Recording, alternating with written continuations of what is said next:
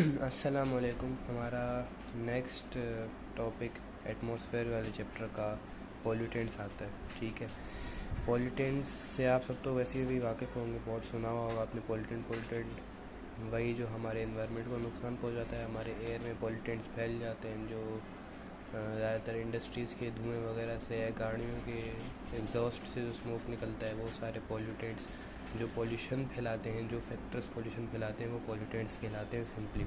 ठीक है, अब पॉल्यूटेंट्स की भी दो टाइप होते हैं। मेजर जो एनवायरनमेंट में एटमॉस्फेयर में हमारे पॉल्यूटेंट्स आते हैं वो प्राइमरी पॉल्यूटेंट्स में एक तो सब डिवाइडेड है, और सेकेंडरी पॉल्यूटेंट्स में। प्राइमरी पोल्यूटेंट्स की बात करें तो ये सारे जो कंबशन फॉसल फ्यूल को जलाने से या फिर हमारी इंडस्ट्रीज़ के स्मोक से, हमारी गाड़ियों के स्मोक से हमें मिलते हैं, वो बेसिकली प्राइमरी पोल्यूटेंट्स ही कहलाते हैं। ठीक है, वो सारे प्राइमरी पोल्यूटेंट्स होते हैं क्योंकि उनमें जो है बेसिकली जो ऐसे सब्सटेंसेस जो कि पोल्यूटेंट्स हैं नेचुरली, उनके ऑक्साइड्स होते हैं वो। ठीक है, जैसे भी है सल्फ़र का oxide, sulphur dioxide, sulphur trioxide, फिर कार्बन के oxide, carbon dioxide, carbon monoxide.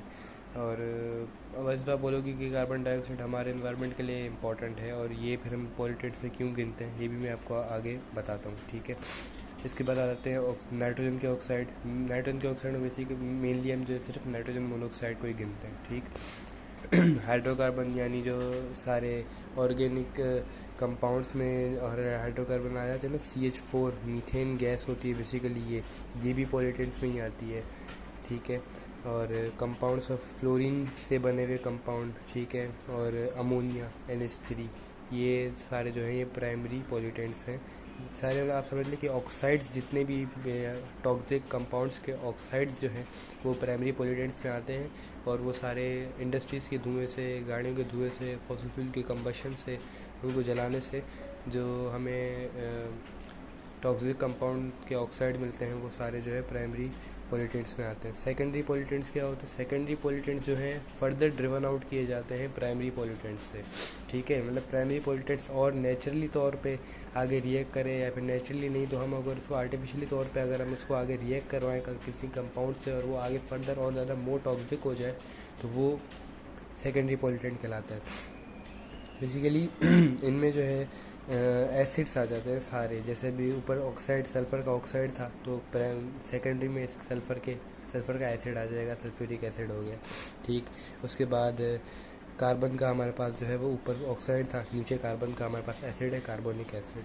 हमारे पास ऊपर जो है वो नाइट्रोजन का ऑक्साइड था, नीचे नाइट्रोजन का एसिड आएगा, नाइट्रिक एसिड। हमारे पास ऊपर हाइड्रोकार्बन था, नीचे हमारे पास उसी का एसिड आ गया, हाइड्रोफ्लोरिक एसिड। ओजोन भी हमारे पास जो है वो सेकेंडरी पॉल्यूटेंट में आता है, प्रोक्सी एसिटाइल नाइट्रेट, इसको हम शॉर्ट फॉर्म में PAN भी कहते हैं। बस इसका नाम याद रख ले, इसके बारे में ज़्यादा जानने की ज़रूरत नहीं है। ये भी जो है वो सेकेंडरी पॉल्यूटेंट में ही आता है। ठीक है, तो ये हमारे पास दो किस्म के पॉल्यूटेंट्स थे, प्राइमरी और सेकेंडरी। प्राइमरी में बेसिकली ऑक्साइड्स आते हैं वो, और वो हमें जो है वो हमें डायरेक्टली हमें जो है वो हमारी ज़िंदगी में हमें नसीब होते हैं, इंडस्ट्रीज से, गाड़ियों के धुएं से या फिर कंबशन से, वो हमें डायरेक्टली मिलते हैं। ठीक है, और उनमें बेसिकली ऑक्साइड्स ही शामिल होते हैं, और जो सेकेंडरी होते हैं वो इन्हीं से आगे ड्रिवन आउट किए जाते हैं। ठीक है, वो हमें डायरेक्ट नहीं मिलते, और उनमें बेसिकली एसिड्स आते हैं।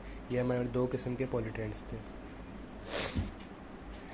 अब हम आ जाते हैं इनकी सोर्सेज पे। जो सारे पॉल्यूटेंट्स हैं इनकी सोर्सेज पे और इनके इफ़ेक्ट पे अगर हम लोग आएँ, तो पहली चीज़ मैं आपको बताता हूँ, जो सारे जो पॉल्यूटेंट है हमारे एनवायरनमेंट में नेचुरल तौर पे भी मौजूद हैं, और वो हमारे एनवायरनमेंट के एक बेसिक रिक्वायरमेंट भी हैं। अगर ये ना हो तो एनवायरनमेंट का जो एनवायरनमेंट की पूरी साइकिल है उसमें गड़बड़ आ सकती है। ठीक है, तो ये पॉल्यूटेंट्स फिर क्यों हैं अगर ये हमारे एनवायरनमेंट के लिए इम्पोर्टेंट भी हैं? देखो, एक्सेस किसी भी चीज़ की ज़्यादा इस्तेमाल या ज़्यादा बिला जवाज़ किसी चीज़ का होना हर चीज़ का नुकसानदेह है। ठीक है, अब ये तो फिर जो है पॉल्यूटेंट्स हो जाते हैं ना। ये स्मॉल क्वांटिटी पे हमारे एनवायरनमेंट के लिए तो बिल्कुल मुफीद साबित होते हैं, लेकिन एक्सेस इनका जब बढ़ जाता है तो ये पॉल्यूटेंट्स हो जाते हैं। ठीक है, अब पहले हम अगर कार्बन के ऑक्साइड्स पे आ जाएं, कार्बन डाइऑक्साइड और कार्बन मोनोऑक्साइड, तो इनकी सोर्सेज क्या हैं? इनकी सोर्सेज है वोल्केनिक इरप्शन आ गए। ठीक है, और सो जाए जो हमारी नेचुरल तौर पर डिकम्पोजिशन होती है, आपने बायो में डिकम्पोजिशन पढ़ा होगा, ठीक है। उन वहाँ से जो है कार्बन मोनोऑक्साइड और कार्बन डाइऑक्साइड हमें गेन होती है। उसके बाद हमारे पास जो है जो सारी गैसेस की एमिशंस होती हैं, हमारी गाड़ियों के इंजन से जो धुआं निकलता है, एग्जॉस्ट पे स्मोक निकलता है, इंडस्ट्रीज़ के ऊपर से उनकी चिमनी से जो सारा स्मोक निकलता है, उनमें कार्बन मोनोऑक्साइड कार्बन डाइऑक्साइड मौजूद होती है। फिर जो सारी फॉसिल फ्यूल की कंबशन है, और हमारे जो है हमारे एनवायरनमेंट में जो आजकल डिफॉरेस्टेशन हो गई होती है, उनको उन पेड़ पौधों को, दरख्तों को जलाने से हमें कार्बन मोनोऑक्साइड और कार्बन डाइऑक्साइड मिलती है। अब दूसरी डिफॉरेस्टेशन से उनको जलाने से एक बात ये है कि हमारे ऑक्सीजन की एक तो कमी होती है, क्योंकि वो हमें जो है दरख्त पौधे जो हमें ऑक्सीजन प्रोवाइड करते हैं, तो ऑक्सीजन की एक तो कमी होती है, और फिर कार्बन डाइऑक्साइड की एक्सेस हो जाती है। तो ये काम और ख़राब कर देता है कि एक तरफ ऑक्सीजन की कमी और कार्बन डाइऑक्साइड का बढ़ना, फिर जो है ये काम और ख़राब कर देता है कि कार्बन मोनोऑक्साइड या कार्बन जो ऑक्साइड से कार्बन को उनको डोमिनेट कर देता है ऑक्सीजन के ऊपर। फिर ये हमारे एनवायरनमेंट के लिए और जो है वो ख़राब साबित होता है। ठीक है, तो कार्बन मोनोऑक्साइड कार्बन डाइऑक्साइड की ये सोर्सेज थी। इनके इफ़ेक्ट्स पे अगर आएँ, कार्बन डाइऑक्साइड्स की अगर एक्सेस हो जाती है ना, तो ये तो एक तो सांस लेने में जो है वो हमारे मसला कर सकता है। ये कभी कभार जो है बिल्कुल डेडली भी साबित हो सकता है, क्योंकि कार्बन मोनोऑक्साइड जो है बेसिकली वो खुद ही अपने आप में एक बहुत मतलब टॉक्सिक गैस समझ लें आप अगर उसको। कार्बन डाइऑक्साइड तो फिर भी दूर की बात है, कार्बन मोनोऑक्साइड जो है वो बहुत ही ज़्यादा टॉक्सिक गैस है। ठीक है, ये जो है कलरलेस और ओडोरलेस, यानी इसकी कुछ स्मेल नहीं होती, और तभी हमें जो है इसका अगर ये जो है फैल भी जाए ना हमारे आसपास, तो हमें पता भी नहीं चलेगा कि कार्बन मोनोऑक्साइड फैली हुई है। ठीक है, और उसके अलावा कार्बन मोनोऑक्साइड जो है वो इनहेल अगर कर लें तो एक तो हमारा जो है होमोग्लोबिन को नुकसान पहुंचाती है। ठीक है, और होमोग्लोबिन हमारे सांस लेने के पाइप ही होता है। ठीक, और सांस मतलब बेसिकली हमारे सांस लेने के प्रोसेस को ये नुकसान पहुंचाती है।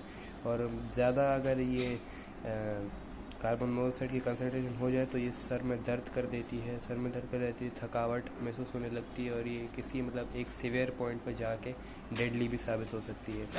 ठीक है, और क्या बोलते हैं, ये जो है वैसे ज़्यादातर तौर पे ये जो बर्निंग के प्रोसेस से जो है कार्बन मोनोऑक्साइड हमें मिलती है। तभी कहते हैं कि आप सोने से पहले जो है वो सारे जो है हीटर वगैरह या गैस वगैरह सब बंद कर दे, ताकि उनसे कार्बन मोनोऑक्साइड का फैलाव ज़्यादा ना बढ़े और हमारे लिए वो नुकसानदेह साबित ना हो। तभी इसलिए रात को हीटर वगैरह और जो सारे कंबशन प्रोसेस सारे जो डिवाइसेस है उनको जो है बंद करके ही सोया जाने को प्रेफर करते हैं। ठीक है, और कार्बन मोनोऑक्साइड कार्बन